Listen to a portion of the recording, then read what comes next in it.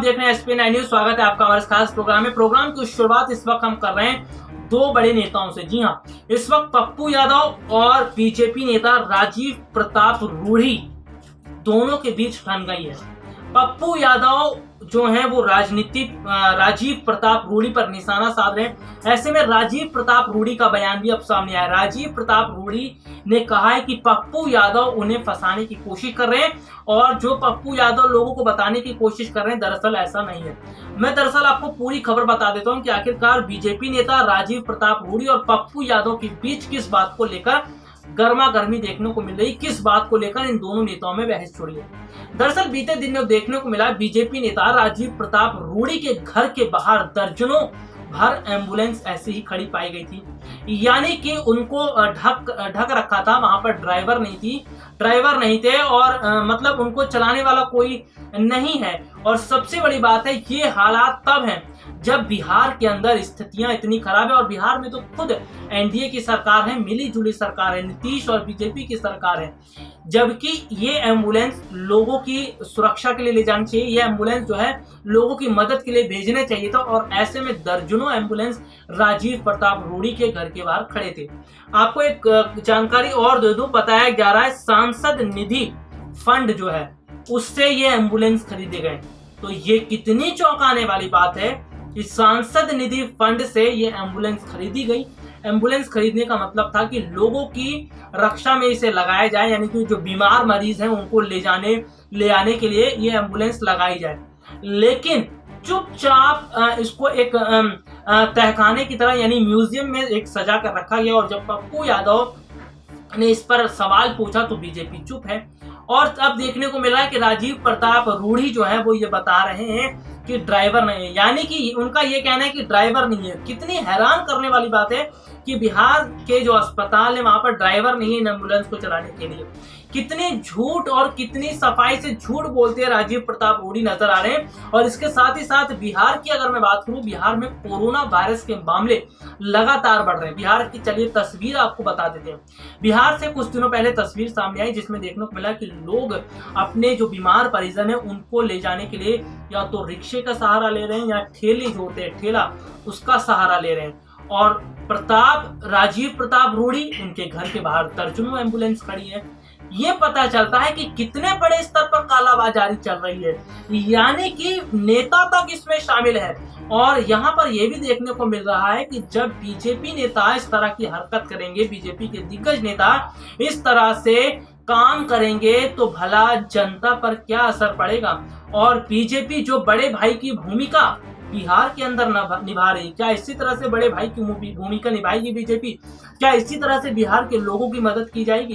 क्या इसी तरह से बिहार के लोगों की जान बचाई जाएगी?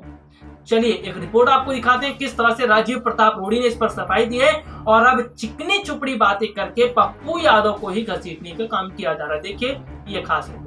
बिहार में इन दिनों दो नेताओं के बीच जमकर बहस छिड़ चुकी है। जी हां, एक तो हैं पप्पू यादव और दूसरे हैं बीजेपी नेता राजीव प्रताप रूढ़ी।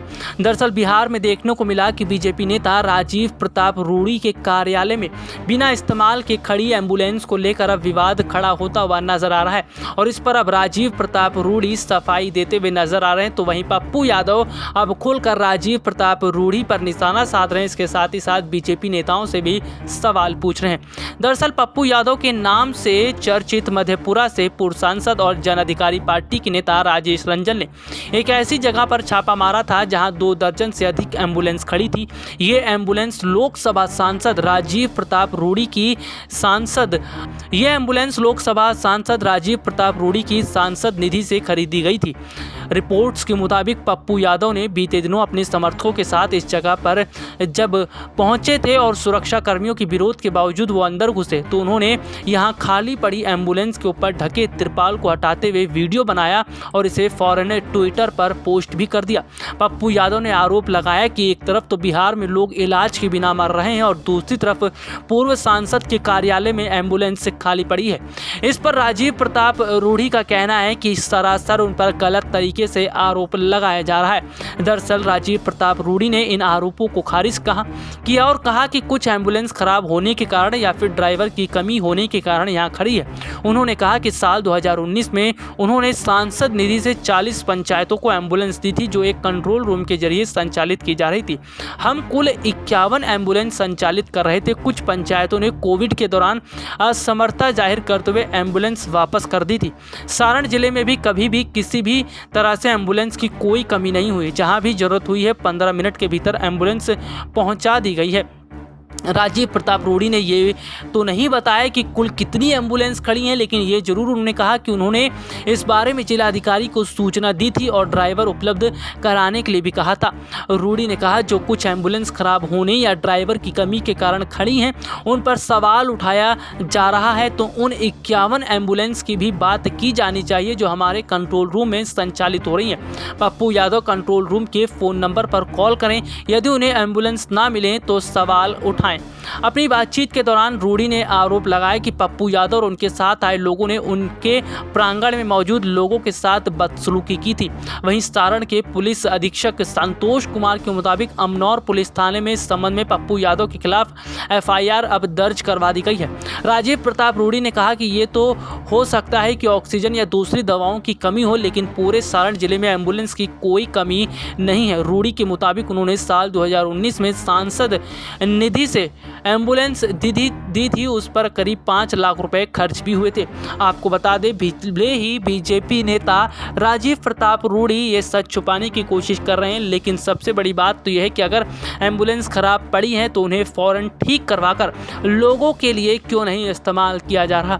अगर देखा जाए तो इस वक्त बीजेपी अपने किए पर बहुत ज़्यादा शर्मिंदा महसूस कर रही है। अगर देखा जाए तो बीजेपी बहुत कुछ छुपाने की कोशिश भी कर रही है। और वहीं अगर बात करें तो देश के बहुत सारे राज्य ऐसे हैं जहां पर स्थितियां लगातार खराब होती जा रही हैं, लेकिन वहां की सरकारें आंकड़े छुपाने में माहिर हैं और लगातार आंकड़े छुपाकर ये बताने की कोशिश कर रही हैं कि उनके यहाँ सब कुछ ठीक है, लेकिन जनता सब जानती है और जनता के सामने सच आता दिखाई दे रहा है। अगर बात करें तो बिहार में भी लगातार कोरोना के संक्रमण बढ़ते जा रहे हैं। इसके साथ ही साथ अगर बात करें तो जिस तरह से स्थितियाँ बिहार के अंदर भी खराब हो रही है, तो ये किसी से छुपा नहीं है कि बिहार में किस तरह से स्थितियां खराब हैं और ये एम्बुलेंस एक नेता के कार्यालय के बाहर यूं ही खड़ी हुई हैं।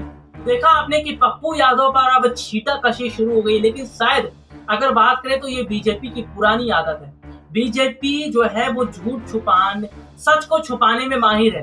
आंकड़े छुपाने में सरकार माहिर है, झूठ छुपाने में बीजेपी नेता माहिर है।